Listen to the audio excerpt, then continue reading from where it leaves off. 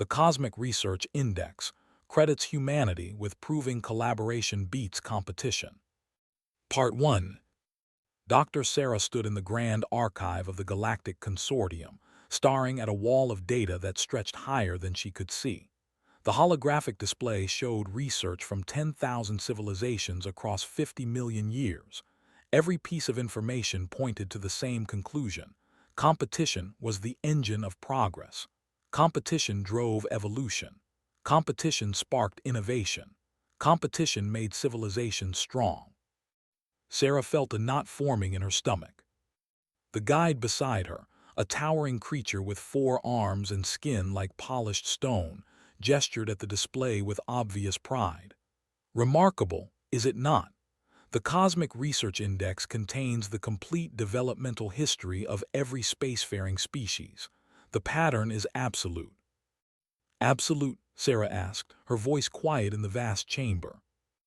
Every successful civilization follows the same path: internal competition for resources, hierarchical structures based on merit and strength, innovation driven by the desire to surpass rivals. The translator box turned his rumbling voice into clear English. Your species has just begun to understand these principles. You are fortunate to have this knowledge now, before you waste centuries pursuing inefficient alternatives. Sarah thought about the International Space Station, built by 15 countries working together. She thought about the Human Genome Project, where scientists shared their discoveries freely instead of racing for patents. She thought about how humanity had eradicated smallpox not through competition, but through global cooperation. What if there's another way? She asked. They made a sound that might have been laughter. Doctor, your optimism is charming, but the index does not lie. 50 million years of data across 10,000 civilizations.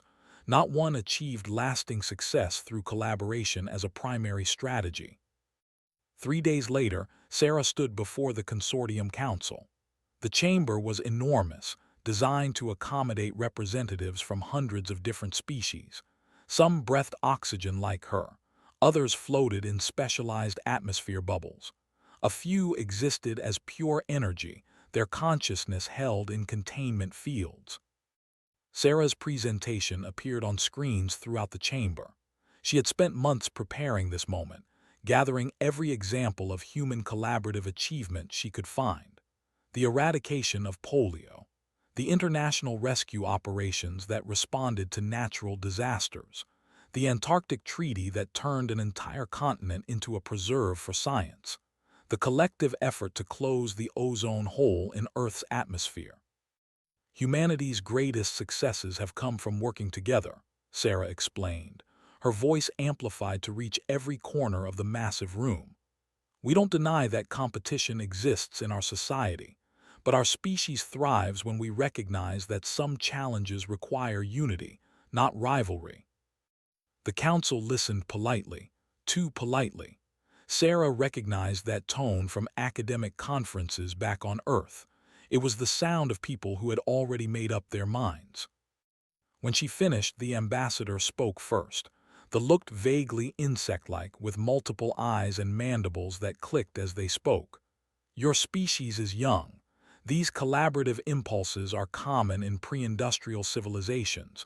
You will find they become impractical as you advance. Impractical. Sarah felt her frustration rising. We mapped the human brain through international cooperation. We built particle accelerators that required expertise from 50 countries.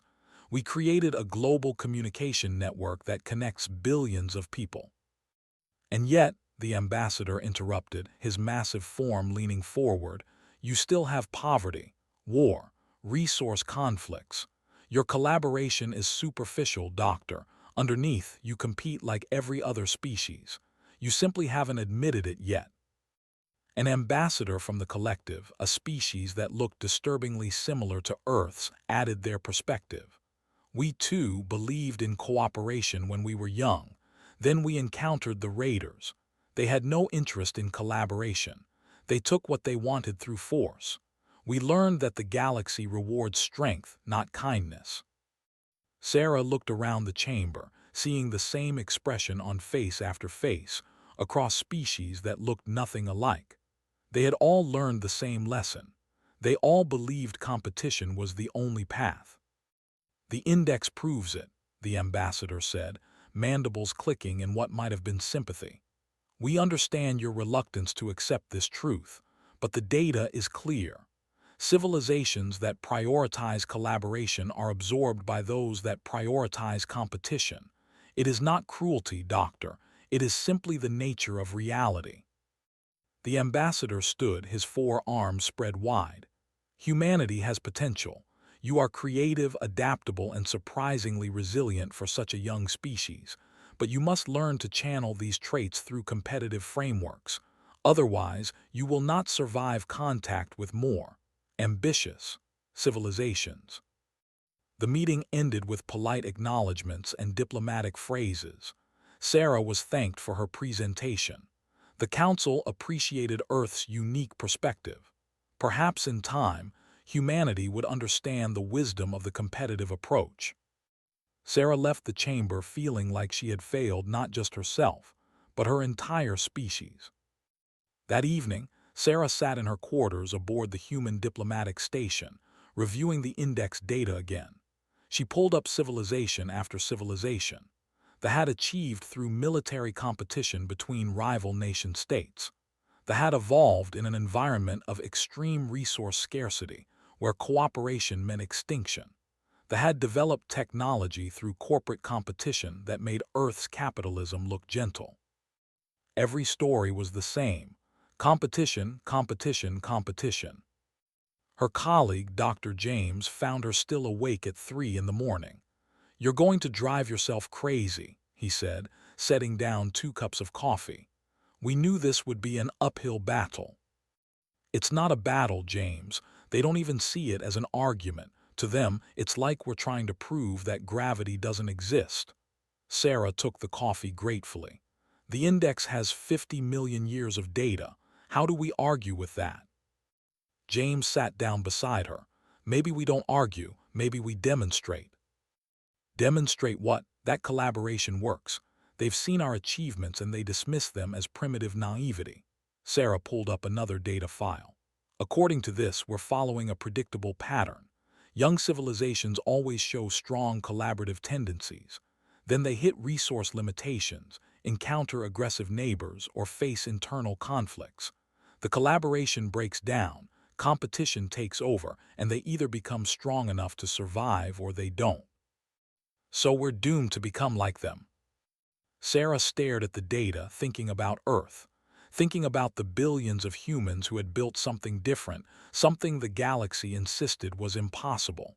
"I don't know, maybe they're right, maybe we're just naive." "Or maybe," James said quietly, "they're all wrong." Over the following months, humanity reluctantly began adapting to galactic norms. The consortium required competitive frameworks for resource allocation. Human colonies had to compete for mining rights, trade routes, and research grants. The collaborative approach that had built Earth's spacefaring civilization was gradually replaced by systems that felt foreign and uncomfortable. Sarah watched the changes with growing concern. Human corporations began hoarding technology instead of sharing it. Research teams stopped collaborating across national boundaries. The spirit of collective achievement that had carried humanity to the stars was dying, replaced by the competitive structures the galaxy insisted were necessary. She found herself wondering if the ambassador had been right. Maybe competition was simply reality, and humanity's collaborative nature was nothing more than youthful idealism. Then the reports started coming in from the outer rim. Something was wrong. Star systems were going dark. At first, the consortium thought it was a communication issue. Then they realized it was something far worse. The dissolution had begun. Sarah stood in her quarters, reading the classified briefing that had just reached Earth's diplomatic team. 3 star systems gone, not destroyed, not conquered. Simply unraveled. The fabric of spacetime itself was breaking down, consuming everything in an expanding sphere of pure chaos. The consortium's best scientists were working on the problem. Each civilization was researching independently, as they always did, guarding their data and racing to be the first to find a solution. Because that was how the galaxy worked. That was what 50 million years of the Index said was the right approach. Competition drives innovation. Competition solves problems. Competition makes civilization strong. Sarah looked at the reports and felt that knot in her stomach return. This time, it was worse. Because somewhere deep inside, she knew that the galaxy's greatest strength was about to become its fatal weakness. Part 2. The dissolution consumed its fourth star system on a Tuesday morning Galactic Standard Time. Sarah watched the data feeds from the observation station, seeing an entire civilization blink out of existence in less than 3 hours. 70 billion lives gone. Not killed, not destroyed, but simply unmade, as if they had never existed at all. The Consortium Council convened an emergency session. Sarah attended as part of the human observation delegation, sitting in the back of the vast chamber while the galaxy's leaders argued about the crisis. My civilization's research division has made significant progress, the ambassador announced, mandibles clicking rapidly. We require additional funding and exclusive access to the Outer Rim sensor data. The ambassador's four arms crossed in a gesture of disapproval. The Military Research Command has already developed 3 promising theories. We cannot share our data while the research is ongoing. Intellectual property rights must be protected. A representative from the Federation, a species of crystalline beings who communicated through light pulses, added their position. They have invested substantial resources in our investigation. Any solution we discover will be licensed appropriately to other civilizations. Sarah felt sick. The galaxy was dying and they were arguing about patents and exclusive rights. How many research teams are working on this? She whispered to James, who sat beside her. James checked his data pad. According to the public records, 47 separate research initiatives across the consortium. None of them are sharing data. That's insane. That's competition, James said quietly. Just like the Index says, everyone racing to be first, to claim the glory, to secure the resources that come with solving the crisis. Sarah watched the council for another hour as they debated, argued, and competed. Finally, she couldn't take it anymore. She stood up. "Doctor," the council moderator's voice echoed through the chamber. "The observation delegation does not have speaking privileges in emergency sessions." "I know," Sarah said, her voice steady despite her nervousness. "But I need to say something anyway." The ambassador turned his massive head toward her. "This is highly irregular." "So is watching the galaxy die while everyone fights over who gets to save it," Sarah replied. She stepped forward, knowing she was probably ending her diplomatic career. "You're all approaching this wrong." The chamber fell silent. Hundreds of species, thousands of representatives, all staring at the human who had dared to interrupt the council. "The dissolution is expanding faster than any single research team can work," Sarah continued. "You're sharing nothing, protecting everything, and making no real progress. It's been 3 years since the first system went dark. How many more will we lose before someone admits this isn't working?" The ambassador's eyes focused on her with unsettling intensity. "You propose an alternative." Sarah took a deep breath. "Yes, a truly collaborative research initiative. Every civilization shares every discovery immediately. No patents, no proprietary research, no racing for glory. Just scientists working together to solve the problem." The chamber erupted in a cacophony of responses. Some laughed, others expressed outrage. The ambassador's translator struggled to keep up with his rapid, dismissive comments. "Naive," someone shouted. "Impossible," another voice added. "The Index proves," the ambassador began, but Sarah cut him off. "The Index proves that competition works for certain problems. But maybe, just maybe, It's never encountered a problem like this. Maybe the dissolution is precisely the kind of challenge that requires a different approach. The council moderator restored order with difficulty. Doctor, your proposal is optimistic, but impractical. Civilizations cannot simply abandon intellectual property rights and competitive research frameworks. Even if it means survival, Sarah asked. The ambassador stood, his massive form dominating the chamber. Doctor, I respect your passion, but you do not understand the reality of galactic politics. Collaboration on the scale you suggest would require trust that simply does not exist between our civilizations. It would require sharing technology that has taken to develop.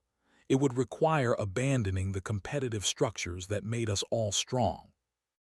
It would require admitting that maybe humanity was right, Sarah said quietly. The chamber fell silent again. She had said the thing that everyone was thinking but no one wanted to acknowledge. 6 months, the council moderator finally said. You may organize your collaborative initiative. You will have access to willing volunteers and necessary resources. But if you show no significant progress in 6 months, the project will be terminated and the consortium will return to proven methods. Sarah felt her heart racing. Thank you. Do not thank us yet, the ambassador said. You have just taken responsibility for the galaxy's survival. I hope your species' optimism is justified. The next 3 weeks were chaos. Sarah sent out calls for researchers willing to join the collaborative initiative. She expected maybe a dozen responses. She received over 3,000. They came from everywhere. Scientists tired of military oversight, researchers frustrated by corporate secrecy, theorists who believed collaboration might spark insights impossible in isolation. Most were considered odd or eccentric by their own civilizations, the outcasts and dreamers of the galaxy. Doctor, a quantum physicist, was one of the first to arrive. My people think I am foolish, he told Sarah as they set up the research station. But I have been studying the dissolution for 2 years. My team made progress, then hit a wall. I requested collaboration with the research division. They refused. So I made the same discoveries 3 times because no one would share data. A named Click 37 joined next. My designation translates roughly to your concept of maverick, they explained. I have always believed the index was incomplete. It measures success, but not potential. Perhaps humanity represents an unexplored branch of that potential. The team grew rapidly. 47 species sent representatives. Sarah organized them not by species or rank, but by research specialty. Quantum physicists worked with spatial theorists. Biologists collaborated with mathematicians. Species that had been enemies for centuries found themselves sharing laboratory space. This is unprecedented, James told Sarah as they watched the researchers setting up equipment. Some of these species haven't been in the same room together in. Let's hope unprecedented is what we need, Sarah replied. The consortium watched with skepticism. News feeds across the galaxy mocked the project. Soft-minded foolishness, one military channel called it. The naive leading the desperate, a corporate network announced. But Sarah ignored the criticism. She had 6 months to prove that collaboration could beat competition, 6 months to save the galaxy, 6 months to show that humanity's way might actually work. The team started sharing data immediately. Every discovery, no matter how small, went into the collective database. Every theory was discussed openly. Every failure was analyzed by the entire group instead of hidden away. At first, it was awkward. Researchers weren't used to admitting mistakes. They weren't comfortable sharing preliminary results that might be wrong. The competitive instinct to guard information ran deep. Sarah watched Doctor struggle with a particularly difficult calculation for 3 days before she approached him. You know, if you shared that problem with the mathematics division, they might have insights. And then they would solve it, replied, his 4 arms gesturing in frustration. The credit would be theirs. The credit would be everyone's, Sarah corrected gently. That's the point, we're not competing, we're collaborating. Stared at his calculations for a long moment. Then, slowly, he uploaded them to the shared database with a note asking for assistance. 12 hours later, a mathematician named Crystalline Thought Pattern 7 had identified the error and suggested a correction. Calculation worked. But more importantly, Crystalline Thought Pattern 7's insight sparked a completely different approach in the biology division. Sarah watched the breakthrough ripple through the team. One shared problem, solved by collaboration, leading to unexpected insights across multiple disciplines. This is how it should work, she told James. Not one genius solving everything, but everyone contributing their piece. 4 months into the project, the dissolution consumed its 7th star system. The consortium's independent research teams had made minimal progress. Competitive frameworks meant every civilization was essentially starting from scratch, unable to build on each other's work. But the collaborative initiative was different. They had combined insights from 17 different species, each bringing unique perspectives shaped by their evolution and culture. They understood force and structure. They excelled at pattern recognition. They saw connections others missed. Humanity brought something the galaxy had forgotten: the ability to synthesize diverse viewpoints into unified understanding. Then in the 4th month, they had their breakthrough. Click 37 was reviewing data from 3 different research teams when they noticed something odd. A pattern in the dissolution's expansion that matched a theoretical model from quantum physics, combined with biological principles from Earth and mathematical frameworks from the Dr. Click 37's translator box made their excitement clear despite the mechanical voice. I think I understand what the dissolution is. Sarah rushed to their workstation. The data was beautiful in its terrible logic. The dissolution wasn't a weapon or a natural disaster. It was a cascade failure in the fundamental structure of spacetime, triggered by the accumulated stress of millions of years of faster-than-light travel.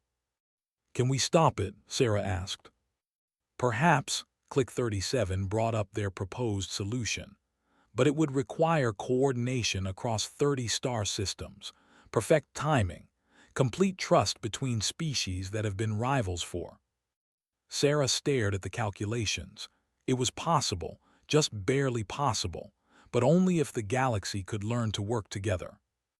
She uploaded the findings to the Consortium Council with a simple message.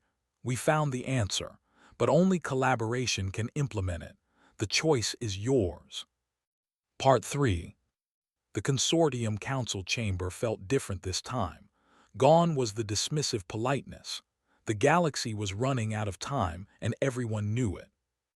Sarah stood before the council again, but now Doctor and Click 37 stood beside her. Behind them, holographic representations of the entire collaborative initiative team filled the space. 47 species, hundreds of researchers, all united in purpose. The dissolution is a cascade failure, Sarah began, her presentation appearing on every screen. Every faster-than-light jump creates microscopic stress fractures in spacetime. For millions of years, the galaxy has been traveling, expanding, exploring. The fractures accumulated. Now they're collapsing. The ambassador leaned forward. You're saying we caused this? Unintentionally, Doctor added. No single civilization is at fault, but the cumulative effect of all our activities created the conditions for the dissolution. Click 37 continued the explanation. We have identified a solution. 30 star systems must generate synchronized resonance pulses. The timing must be perfect across light years of space. The margin of error is 0.003 seconds. The chamber fell silent. Representatives from dozens of species studied the data, running their own calculations, confirming what the collaborative initiative had discovered. This level of coordination is impossible, the ambassador finally said. You're asking civilizations that have been competitors, sometimes enemies, to trust each other with perfect synchronization. Yes, Sarah said simply, that's exactly what we're asking. And if one civilization decides to sabotage the effort, another ambassador asked, if someone sees this as an opportunity to weaken their rivals, then we all die, Sarah replied. The dissolution doesn't care about politics or power. It will consume every star system in the galaxy within 5 years. No civilization can stop it alone. We either work together or we cease to exist. The ambassador's 4 arms crossed in thought. You're asking us to abandon everything the Index has taught us. 50 million years of data that proves competition is the path to survival. I'm asking you to consider that maybe the Index never encountered a problem like this, Sarah said. Competition works brilliantly for many challenges. It drives innovation, rewards excellence, pushes civilizations to improve. But the dissolution isn't a challenge you can compete with. It's a challenge that requires something the galaxy has forgotten how to do. Work together, Click 37 added. The council debated for 6 hours. Every objection was raised. Every fear was voiced. Species that had fought wars for centuries questioned whether they could trust each other. Civilizations that had built empires on competitive advantage worried about sharing the necessary technology. Finally, the ambassador spoke. The Index may be incomplete. The data proves competition works, but perhaps it never measured collaboration properly. Perhaps no civilization survived long enough while prioritizing collaboration to be recorded in the Index. Until now, a representative added, humanity is young. They haven't had time to be ground down by reality. Maybe that's their strength. The vote was close, but it passed. Humanity was authorized to coordinate the galaxy-wide response to the dissolution. Sarah felt the weight of that responsibility settle on her shoulders. Billions of lives across hundreds of species, all depending on whether humans could teach the galaxy something it had never learned. The next 3 months were the hardest of Sarah's life. She worked with representatives from every participating civilization, building frameworks for coordination that didn't exist in galactic society. Disaster response protocols from Earth became the model. International scientific cooperation structures were adapted for interstellar use. Open communication systems replaced the secretive, competitive networks the galaxy was used to. The resistance was constant. Old habits died hard. Civilizations tried to hoard advantages, positioning themselves for greater credit or better outcomes. Species that had been enemies struggled to communicate honestly. Sarah remembered a moment when the entire project nearly collapsed. The military command had developed an improved resonance generator but refused to share the specifications with their ancient rivals. In turn, critical timing data. Sarah called an emergency meeting with both parties. You're both right, she told them. They have legitimate security concerns. They have valid reasons not to trust. But you're also both dead if this continues. What do you suggest? The representative asked. I suggest you remember why we're doing this. Not for glory, not for advantage, for survival. Sarah pulled up images of the dissolution consuming star systems. That doesn't care about your war. It doesn't care about who wins. It will consume both your civilizations equally. The representative, a warrior species that valued strength above all, spoke quietly. The human speaks truth. We have fought for 10,000 years. Perhaps we can stop fighting for one day. They shared their specifications. They shared their data. The project moved forward. Slowly the galaxy learned. Not perfectly, not easily, but humans had a gift for making collaboration feel natural rather than forced. They didn't shame competition or call it wrong. They simply made cooperation more rewarding, more effective, more satisfying than fighting alone. Doctor approached Sarah one evening 3 weeks before the scheduled resonance pulse. I understand now, he said. On my world, sharing research would mean losing status, losing funding, losing prestige. But here, sharing makes me part of something larger. The credit doesn't diminish when divided, it multiplies.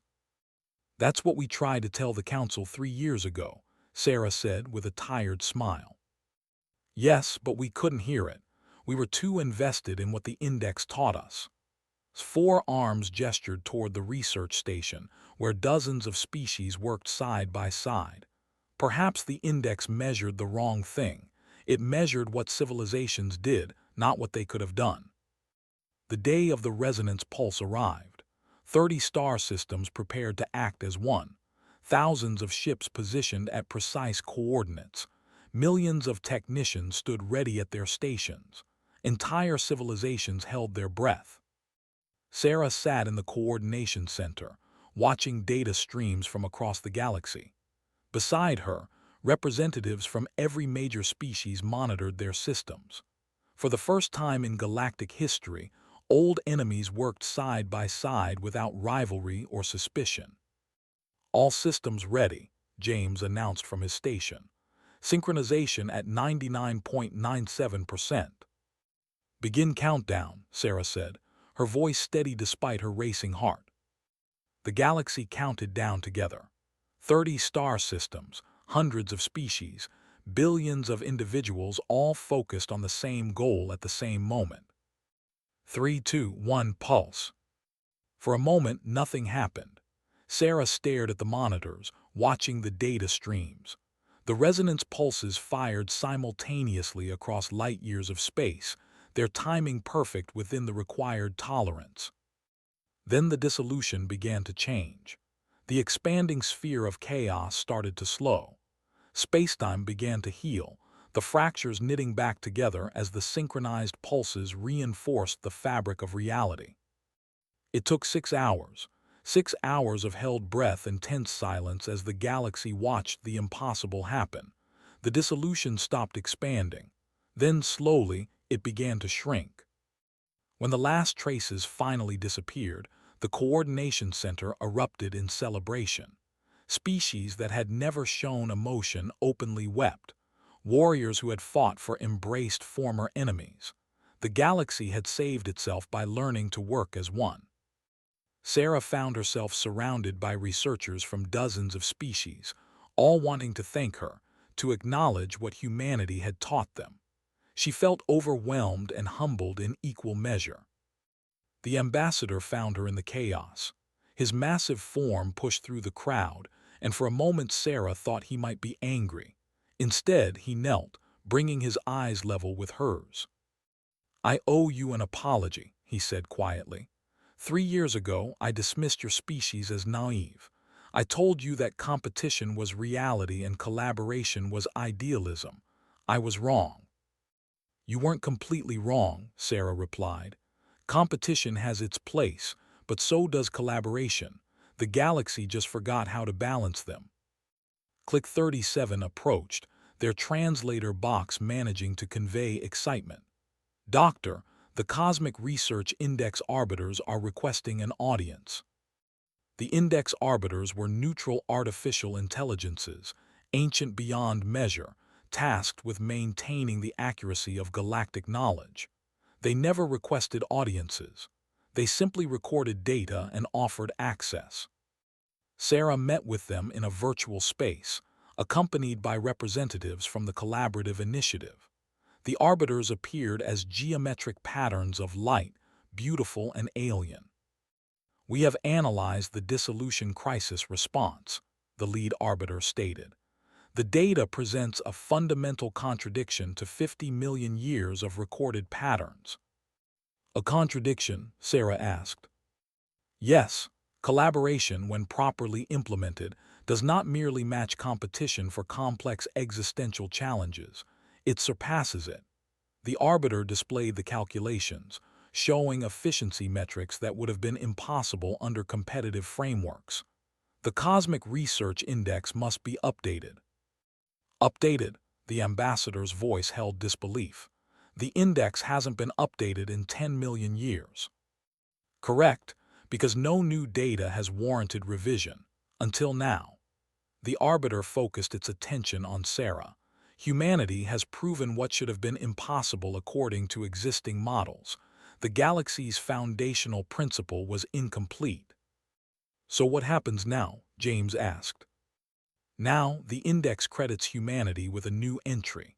Competition drives individual advancement. Collaboration drives collective survival. Both serve purpose. Both require wisdom to apply appropriately. Advanced civilizations require not the victory of one over the other, but the balance between them. The news spread across the galaxy within hours. The Cosmic Research Index, the foundation of galactic knowledge, had been revised, and it was humanity who had provided the data that made revision necessary. Sarah returned to Earth 6 months later. She stood in the same office where she had first learned about the Galactic Consortium, back when humanity was just a young species trying to find its place among the stars.